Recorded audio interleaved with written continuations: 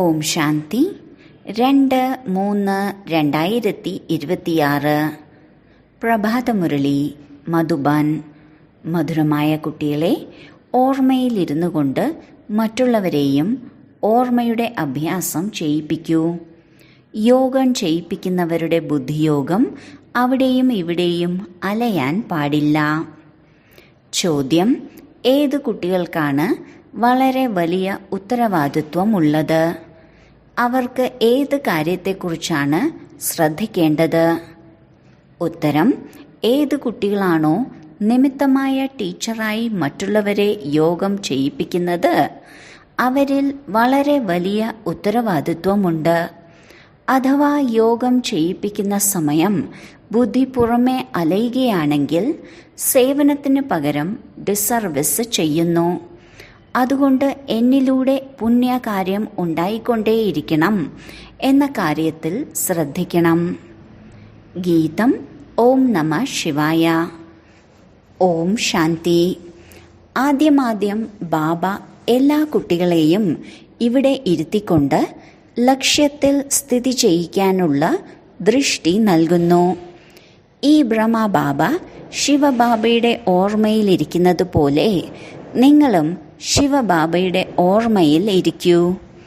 മുന്നിൽ ധ്യാനം ചെയ്യിപ്പിക്കാനിരിക്കുന്നവർ മുഴുവൻ സമയവും ശിവബാബയുടെ ഓർമ്മയിലാണോ ഇരിക്കുന്നത്? ഇതാണ് ചോദ്യം. അവരിലൂടെ മറ്റുള്ളവർക്കും ആകർഷണം ഉണ്ടാകണം.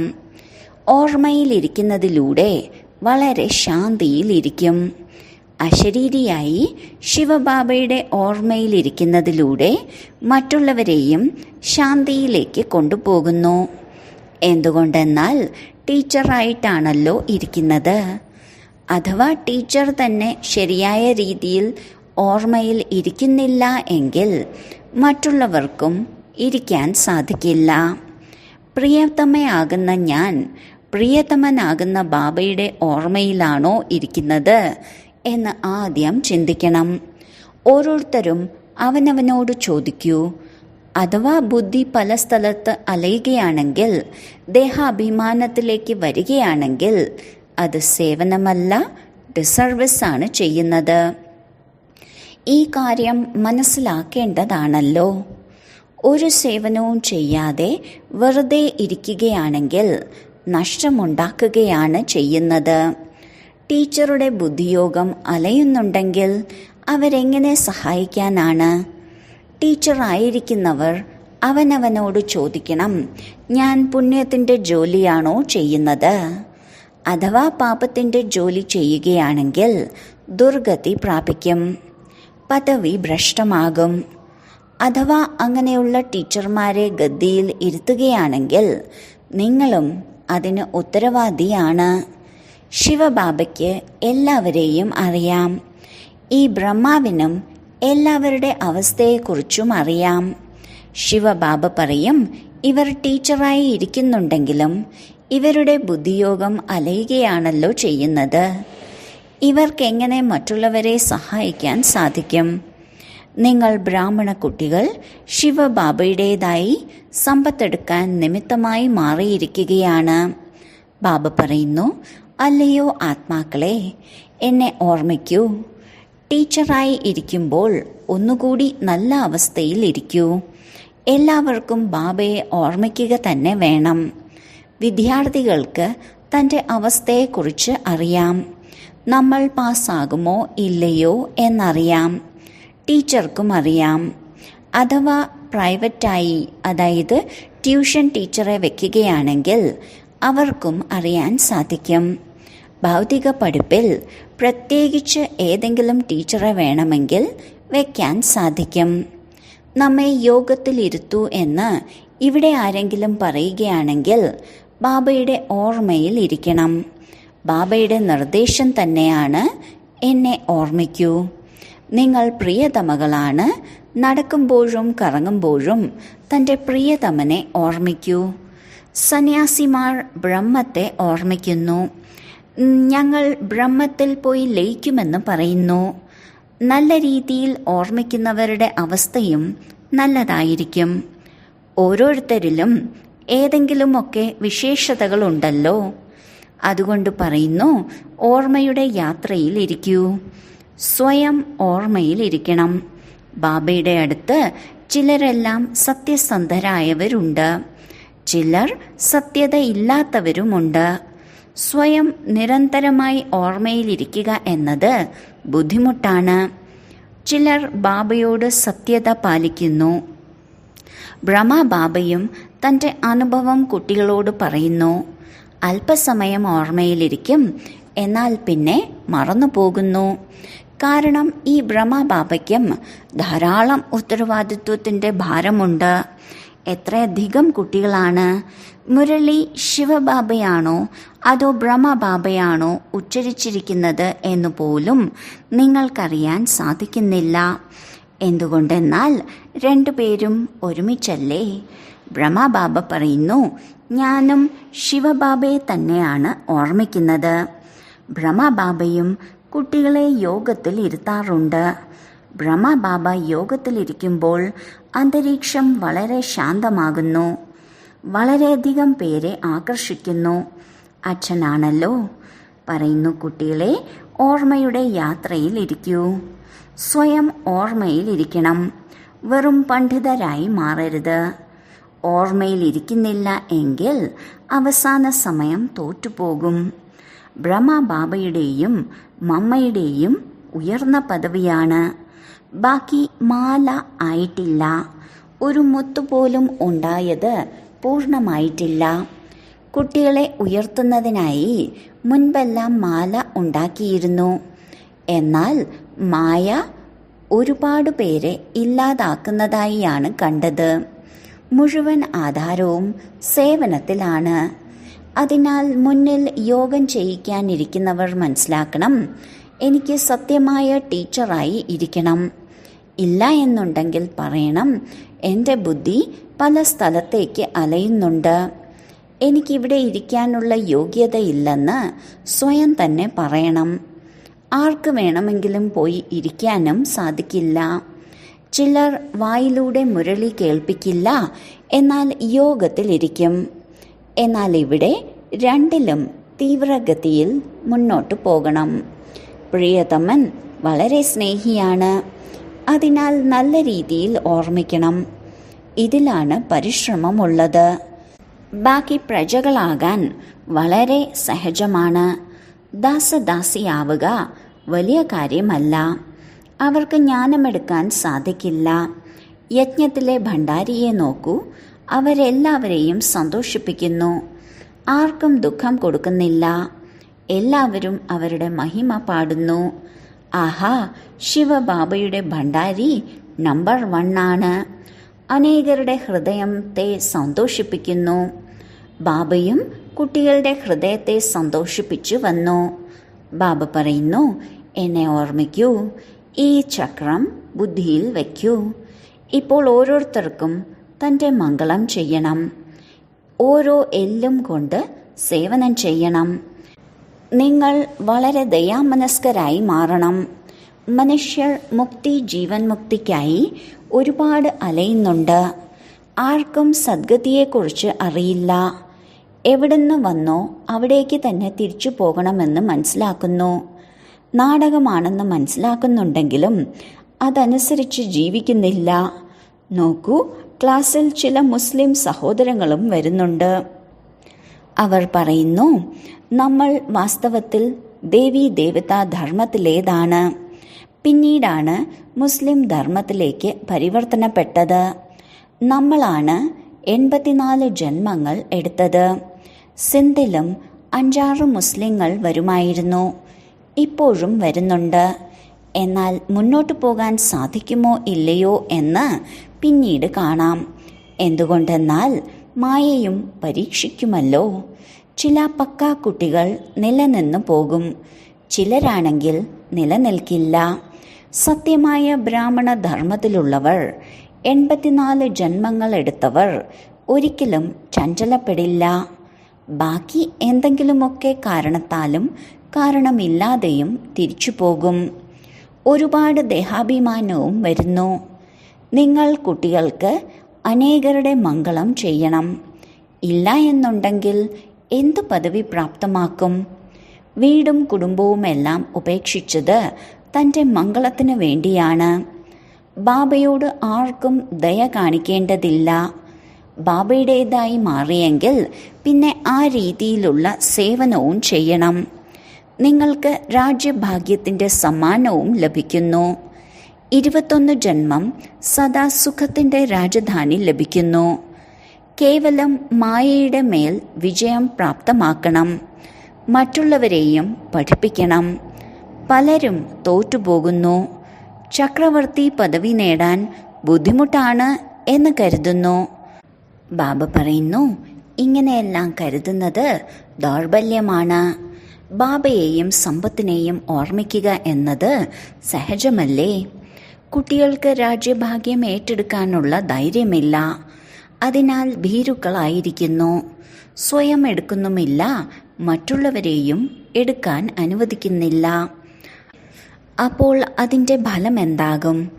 ബാബ മനസ്സിലാക്കി തരുന്നു, രാവും പകലും സേവനം ചെയ്യൂ. കോൺഗ്രസ്സുകാരും ഒരുപാട് പരിശ്രമിച്ചു. എത്ര പിടിയും വലിയും നടത്തിയിട്ടാണ് വിദേശികളിൽ നിന്ന് രാജ്യം പിടിച്ചെടുത്തത്. നിങ്ങൾക്ക് രാവണനിൽ നിന്ന് രാജ്യമെടുക്കണം. രാവണൻ എല്ലാവരുടെയും ശത്രുവാണ്. നമ്മൾ രാവണന്റെ മതമനുസരിച്ച് നടക്കുന്നത് കൊണ്ടാണ് ദുഃഖിതരായത് എന്ന് ലോകത്തിലുള്ളവർക്ക് അറിയില്ല. ആർക്കും സ്ഥിരമായി സത്യമായ ഹൃദയ സൗഖ്യമില്ല. ശിവബാബ പറയുന്നു, ഞാൻ നിങ്ങളെ സദാ സുഖിയായി മാറ്റാനായി വന്നിരിക്കുകയാണ്. ഇപ്പോൾ ശ്രീമത്തിലൂടെ ശ്രേഷ്ഠമായി മാറണം. എല്ലാ ഭാരതവാസികളും തൻ്റെ ധർമ്മത്തെ മറന്നിരിക്കുന്നു. രാജാവും റാണിയും പോലെ തന്നെയാണ് പ്രജകളും. ഇപ്പോൾ നിങ്ങൾ കുട്ടികൾക്ക് വിവേകം ലഭിച്ചു. എങ്ങനെയാണ് സൃഷ്ടിചക്രം കറങ്ങുന്നത് എന്ന്. ഇതും ഇടയ്ക്കിടയ്ക്ക് മറന്നുപോകുന്നു. ബുദ്ധിയിൽ നിൽക്കുന്നേയില്ല. ഒരുപാട് പേർ ബ്രാഹ്മണരായി മാറുന്നു. എന്നാൽ ചിലരെല്ലാം പാകപ്പെടാത്തതുകൊണ്ട് വികാരത്തിലേക്ക് പോകുന്നു. നമ്മൾ BK ആണ് എന്നെല്ലാം പറയുന്നു. എന്നാൽ അല്ല. പൂർണ്ണമായി നിർദ്ദേശം പാലിക്കുന്നവരും മറ്റുള്ളവരെ തനിക്ക് സമാനമാക്കി മാറ്റുന്നവർക്കുമാണ് ഉയർന്ന പദവി പ്രാപ്തമാക്കാൻ സാധിക്കുന്നത്. വിഘ്നങ്ങൾ ഉണ്ടാവുക തന്നെ ചെയ്യും. അമൃതം കുടിച്ചു കുടിച്ച് പിന്നീട് വിഘ്നം സൃഷ്ടിക്കുന്നു. അവരുടെ പദവി എന്തായിരിക്കും? പല കുട്ടികളും വികാരം കാരണം അടിയും കൊള്ളുന്നു. പറയുന്നു, ബാബ, ഈ അല്പ ദുഃഖം ഞങ്ങൾ സഹിക്കാം. ഞങ്ങളുടെ പ്രിയതമൻ ബാബയല്ലേ. അടികൊണ്ടും ഞങ്ങൾ ശിവബാബയെ ഓർമ്മിക്കുന്നു. അവർ വളരെ സന്തോഷത്തിലിരിക്കുന്നു. അളവറ്റ സന്തോഷത്തിലിരിക്കണം.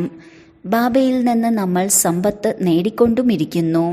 മറ്റുള്ളവരെയും തനിക്ക് സമാനം ആക്കിക്കൊണ്ടിരിക്കുന്നു. ബാബയുടെ ബുദ്ധിയിൽ ഈ ഏണിപ്പടിയുടെ ചിത്രം എപ്പോഴുമുണ്ട്. ഈ ചിത്രത്തിന് ഒരുപാട് മഹത്വം നൽകുന്നുണ്ട്. വിചാരസാഗരം മന്ഥനം ചെയ്ത് ഈ ചിത്രങ്ങളെല്ലാം ഉണ്ടാക്കുന്ന കുട്ടികളോട് ബാബയും നന്ദി പറയുന്നു. അല്ലെങ്കിൽ ബാബ ആ കുട്ടിക്ക് ടച്ചിങ് നൽകി എന്ന് പറയും.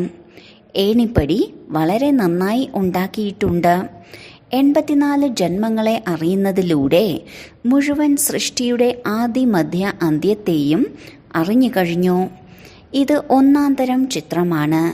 ത്രിമൂർത്തിയുടെയും ചക്രത്തിൻ്റെയും ചിത്രത്തെക്കാളും ഈ ഏണിപ്പടിയുടെ ചിത്രം വളരെ നല്ലതാണ്. ഇപ്പോൾ നമ്മൾ കയറിക്കൊണ്ടിരിക്കുകയാണ്.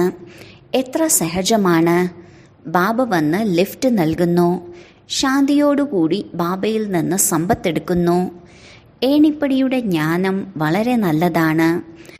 നിങ്ങൾ ദേവീ ദേവതാ ധർമ്മത്തിലുള്ളവരാണ് എന്ന് പറയണം. നമ്മൾ 84 ജന്മങ്ങൾ എടുത്തിട്ടില്ല എന്ന് പറയുകയാണെങ്കിൽ ചോദിക്കണം, നമ്മൾ 84 ജന്മങ്ങൾ എടുത്തിട്ടുള്ളവരാണെന്ന് എന്തുകൊണ്ട് മനസ്സിലാക്കുന്നില്ല? വീണ്ടും ഓർമ്മിക്കൂ. എങ്കിൽ നിങ്ങൾ ആദ്യ നമ്പറിലേക്ക് വരും. എല്ലാവരും 84 ജന്മങ്ങൾ എടുക്കില്ലല്ലോ എന്ന ചോദ്യം ദേവതാ കുലത്തിലുള്ളവരാണെങ്കിൽ ചോദിക്കില്ല. നമ്മൾ വൈകിയാണല്ലോ വന്നതെന്ന് നിങ്ങൾ എന്തിനാണ് ചിന്തിക്കുന്നത്? ബാബ എല്ലാ കുട്ടികളോടും പറയുന്നു, നിങ്ങൾ ഭാരതവാസികൾ തന്നെയാണ് 84 ജന്മങ്ങൾ എടുത്തത്. ഇപ്പോൾ വീണ്ടും തൻ്റെ സമ്പത്തെടുത്ത് സ്വർഗത്തിലേക്ക് പോകൂ. നിങ്ങൾ കുട്ടികൾ യോഗത്തിലിരിക്കുന്നു. ഏണിപ്പടിയെ ഓർമ്മിക്കൂ, എന്നാൽ വളരെ ആനന്ദമുണ്ടായിരിക്കും. നമ്മൾ 84 ജന്മങ്ങൾ പൂർത്തിയാക്കി. ഇപ്പോൾ നമ്മൾ തിരിച്ചു പോകുന്നു. എത്ര സന്തോഷമാണ് ഉണ്ടാവുന്നത്. സേവനം ചെയ്യുവാനുള്ള ഉന്മേഷമുണ്ടായിരിക്കണം. മനസ്സിലാക്കി കൊടുക്കാനുള്ള വിധികളും ഒരുപാട് ലഭിച്ചിട്ടുണ്ട്. ഏണിപ്പടിയെക്കുറിച്ച് മനസ്സിലാക്കി കൊടുക്കൂ. എല്ലാ ചിത്രങ്ങളും വേണമല്ലോ. ത്രിമൂർത്തിയുടെ ചിത്രവും വേണം. ബാബ പറയുന്നു, നിങ്ങൾ എൻ്റെ ഭക്തരുടെ അടുത്തേക്ക് പോയി ഈ ജ്ഞാനം കേൾപ്പിക്കൂ. ക്ഷേത്രങ്ങളിലും ഏണിപ്പടിയുടെ ചിത്രത്തെക്കുറിച്ച് മനസ്സിലാക്കിച്ചു കൊടുക്കാൻ സാധിക്കും. മുഴുവൻ ദിവസവും ബുദ്ധിയിലുണ്ടായിരിക്കണം. നമുക്ക് ബാബയുടെ പരിചയം നൽകി മറ്റുള്ളവരുടെ മംഗളം ചെയ്യണം. ദിവസം തോറും ബുദ്ധിയുടെ പൂട്ട് തുറന്നുകൊണ്ടേയിരിക്കും. സമ്പത്ത് പ്രാപ്തമാക്കേണ്ടവർ വരിക തന്നെ ചെയ്യും. ദിവസവും പഠിച്ചുകൊണ്ടും ഇരിക്കുന്നു. പലർക്കും ഗ്രഹപ്പിഴ ബാധിക്കുമ്പോൾ ബാബയ്ക്ക് മനസ്സിലാക്കി കൊടുക്കേണ്ടതായി വരുന്നു. ഞങ്ങളിൽ ഗ്രഹപ്പിഴ ഉള്ളതുകൊണ്ടാണ് സേവനം ചെയ്യാൻ സാധിക്കാത്തതെന്ന് അവർ മനസ്സിലാക്കുന്നില്ല. മുഴുവൻ ഉത്തരവാദിത്വവും നിങ്ങൾ കുട്ടികൾക്കാണ്. തനിക്ക് സമാനം ബ്രാഹ്മണരാക്കി മാറ്റിക്കൊണ്ടിരിക്കൂ. സേവനം ചെയ്യുമ്പോൾ ഒരുപാട് സന്തോഷമുണ്ടായിരിക്കും. അനേകരുടെ മംഗളമുണ്ടാകുന്നു. ബാബയ്ക്ക് ബോംബെയിൽ സേവനം ചെയ്യാൻ വളരെ ആനന്ദമുണ്ടായിരുന്നു. പുതിയവർ അനേകം വരുമായിരുന്നു. ബാബയുടെ ഹൃദയത്തിൽ സേവനം ചെയ്യാനുള്ള ലഹരി ധാരാളമുണ്ട്. കുട്ടികൾക്കും ഇതുപോലെ ദയാമനസ്കരായി മാറണം. സേവനത്തിൽ മുഴുകണം. ഒരാളെയെങ്കിലും തനിക്ക് സമാനമാക്കി മാറ്റാതെ ഭോജനം കഴിക്കില്ലെന്ന് ഹൃദയത്തിൽ ഉണ്ടായിരിക്കണം. ആദ്യം പുണ്യം ചെയ്യണമല്ലോ. പാപാത്മാവിനെ പുണ്യാത്മാവാക്കി മാറ്റിയതിനു ശേഷം ഭോജനം കഴിക്കാം. അതിനാൽ സേവനത്തിൽ മുഴുകിയിരിക്കണം. ആരുടെയെങ്കിലും ജീവിതത്തെ സഫലമാക്കിയാൽ മാത്രമേ ഭോജനം കഴിക്കൂ. തനിക്ക് സമാനം ബ്രാഹ്മണനാക്കി മാറ്റാൻ പരിശ്രമിക്കണം. കുട്ടികൾക്ക് വേണ്ടിയാണ് മാസികകൾ അച്ചടിക്കുന്നത്. എന്നാൽ ബ്രഹ്മകുമാർ കുമാരിമാർ ഇതൊന്നും അത്ര വായിക്കുന്നില്ല. നമുക്കിതൊന്നും വായിക്കേണ്ട ആവശ്യമില്ലല്ലോ. ഇതെല്ലാം പുറമേയുള്ളവർക്ക് വേണ്ടിയുള്ളതാണെന്ന് പറയുന്നു. ബാബ പറയുന്നു, പുറത്തുള്ളവർ ടീച്ചറില്ലാതെ ഒന്നും മനസ്സിലാക്കുന്നില്ല. ഇത് ബ്രഹ്മകുമാരിമാർക്കും കുമാരന്മാർക്കും വായിച്ച് റിഫ്രഷ് ആകാൻ വേണ്ടിയാണ്. എന്നാൽ അവർ വായിക്കുന്നില്ല. എല്ലാ സെന്ററിലുമുള്ളവരോട് ചോദിക്കുന്നു, മുഴുവൻ മാസികകളും ആരാണ് വായിക്കുന്നത്? മാസികകളിൽ നിന്ന് എന്താണ് മനസ്സിലാക്കുന്നത്? എത്രത്തോളം ശരിയാണ്? മാസികകൾ ഉണ്ടാക്കുന്നവർക്ക് പോലും ആദരവ് നൽകണം. നിങ്ങൾ വളരെ നല്ല മാസികകളാണ് എഴുതിയിട്ടുള്ളത്. താങ്കൾക്ക് നന്ദി പറയുന്നു. പരിശ്രമിച്ച് മാസികകൾ വായിക്കണം. ഈ മാസികകൾ കുട്ടികൾക്ക് റിഫ്രഷ് ആകാനുള്ളതാണ്. എന്നാൽ കുട്ടികൾ വായിക്കുന്നില്ല. പേര് പ്രശസ്തമായവരെ എല്ലാവരും പ്രഭാഷണം ചെയ്യാൻ വിളിക്കും. ഞങ്ങളുടെ അടുത്തേക്ക് ഇന്നയാളെ വിടൂ. ബാബ മനസ്സിലാക്കും, സ്വയം പ്രഭാഷണം ചെയ്യാൻ അറിയാത്തതുകൊണ്ടാണ് മറ്റുള്ളവരെ വിളിക്കുന്നത്. അതിനാൽ സേവാധാരികൾക്ക് എത്ര ബഹുമാനം നൽകണം. ശരി, വളരെ കാലത്തെ വേർപാടിന് ശേഷം തിരികെ കിട്ടിയ മധുരമായ സന്താനങ്ങൾക്ക് മാതാവും പിതാവുമായ ബാബ്ദാദയുടെ സ്നേഹസ്മരണകളും പുലർക്കാല വന്ദനവും. ആത്മീയ പിതാവിൻ്റെ ആത്മീയ കുട്ടികൾക്ക് നമസ്കാരം. ധാരണയ്ക്കുള്ള മുഖ്യസാരം: 1. രാജ്യപദവിയുടെ മെഡൽ നേടുന്നതിന് വേണ്ടി എല്ലാവരുടെയും ഹൃദയത്തെ സന്തോഷിപ്പിക്കണം. വളരെ ദയാമനസ്കരായി മാറി തൻ്റെയും മറ്റുള്ളവരുടെയും മംഗളം ചെയ്യണം. എല്ലുമുറിയെ സേവനം ചെയ്യണം. 2. ദേഹാഭിമാനത്തിൽ വന്ന് ഡിസർവീസ് ചെയ്യരുത്. സദാ പുണ്യത്തിൻ്റെ ജോലി ചെയ്യണം. തനിക്ക് സമാനം ബ്രാഹ്മണനാക്കി മാറ്റാനുള്ള സേവനം ചെയ്യണം. സേവാധാരികൾക്ക് ബഹുമാനം കൊടുക്കണം.